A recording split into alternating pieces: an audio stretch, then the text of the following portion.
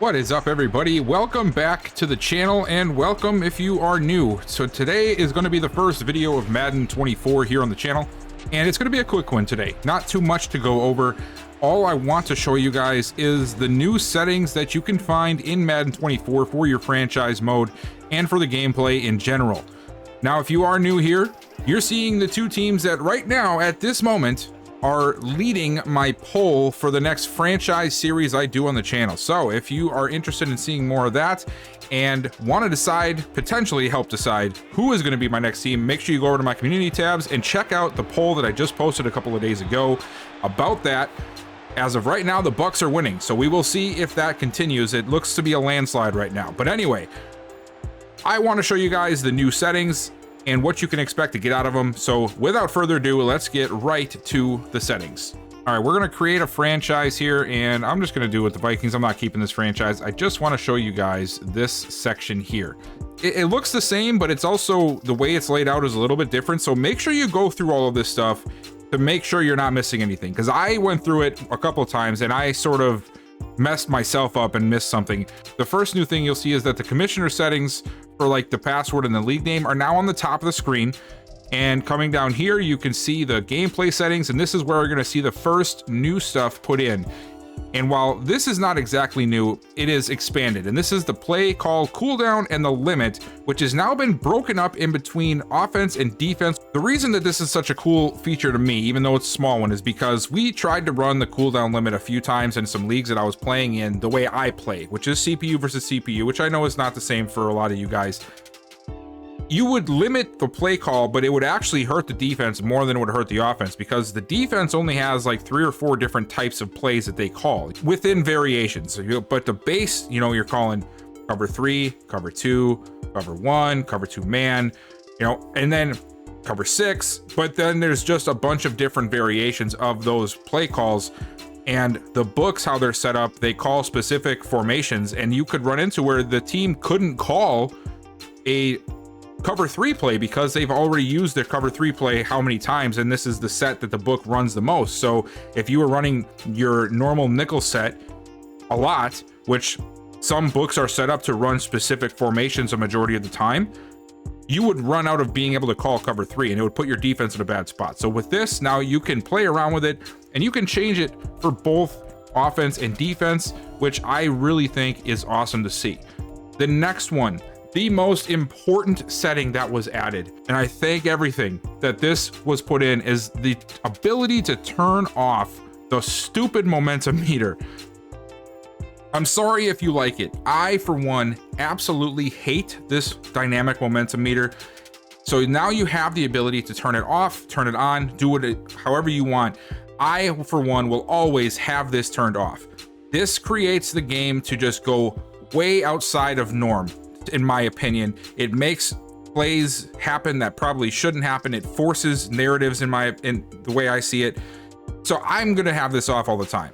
I'm just happy they put the ability in there to turn it off. If you like playing with it, that's great. Continue to do so. More power to you. But for the ones like me that hated this momentum meter, we finally get to turn it off, and I'm so grateful for it. So that is a big setting for me. Here is your team settings, and make sure that you go and change these to manual. For some reason, they have practice and reorder depth chart still set to auto.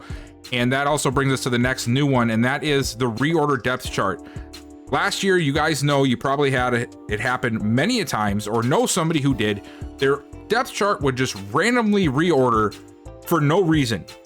Wasn't necessarily for no reason. Players get signed, somebody gets hurt, somebody returns from injury, things like that would automatically make Madden reorder your entire depth chart. Now you have the ability to turn it on to manual, so that way your depth chart is not touched unless you are doing it yourself. And now we get down to the commissioner setting. The first new one you're going to see is trade difficulty.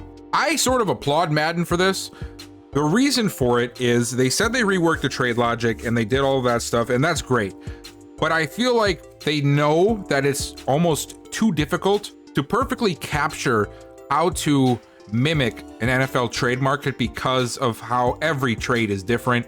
A 125-year-old wide receiver is not going to get the same as another 25-year-old wide receiver based off of a couple of different variations of team, where they're at on the team, all sorts of stuff, right? So What they did was they added a trade difficulty. You can put it down to easy.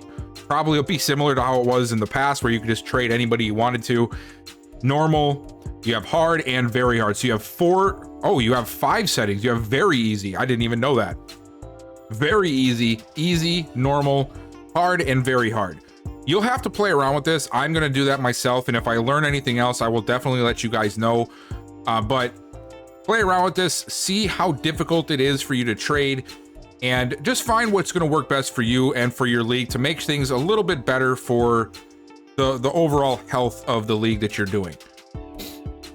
And the next one, for sort of the same thing but a little different, is the free agent motivation impact. Now, last year it seemed to be that a lot of people had issues because all the players wanted warm weather states or stuff that just didn't make sense, and you would have a team that would essentially not be able to get free agents if it came down to the motivation.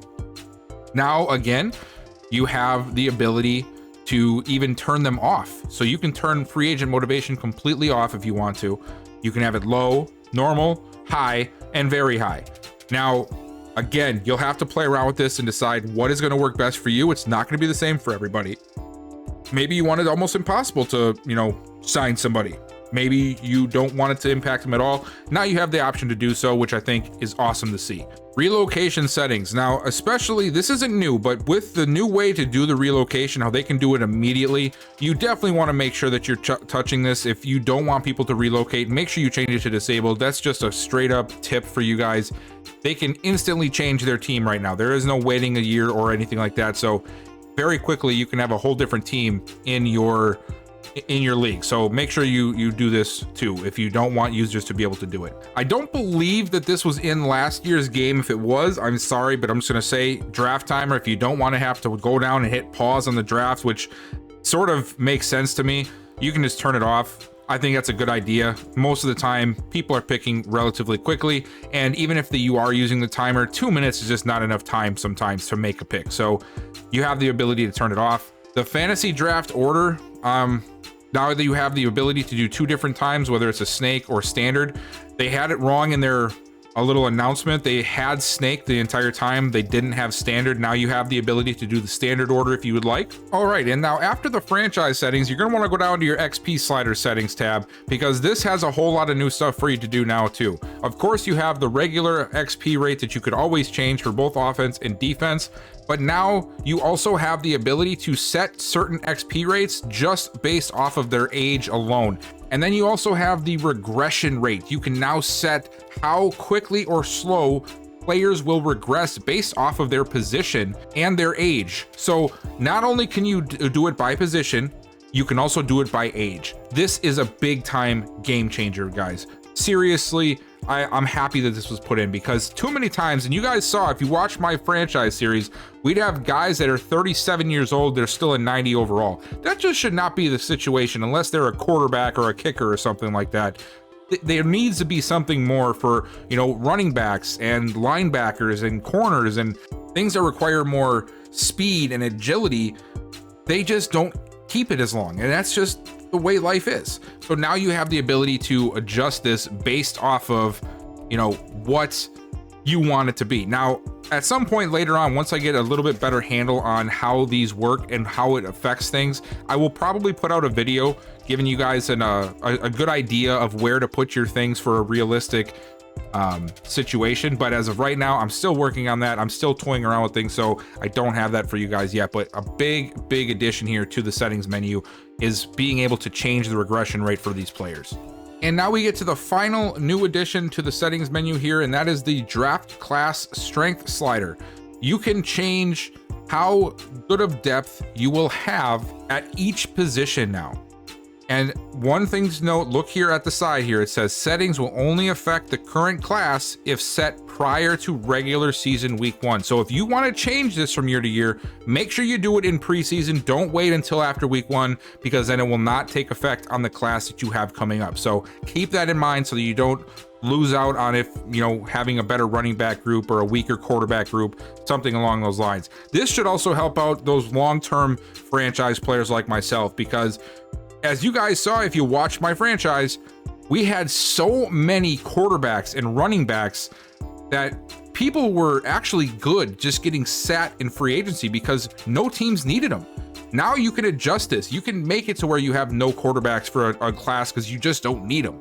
And it just makes the rest of the class that much better. So big addition here to the franchise players. Love to see it. You have the same thing essentially as you did for one of the first settings, which was the trade logic, which is very weak, normal, strong, and very strong. So 5 different settings for the positions.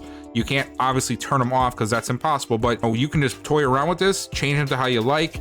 And of course, this might change year to year. You don't want to go 8 years straight with very weak quarterbacks or very strong quarterbacks, but maybe your league ends up with really bad linemen. So you want to do very strong tackles one year and maybe very strong defensive linemen in the middle. So your D tackles.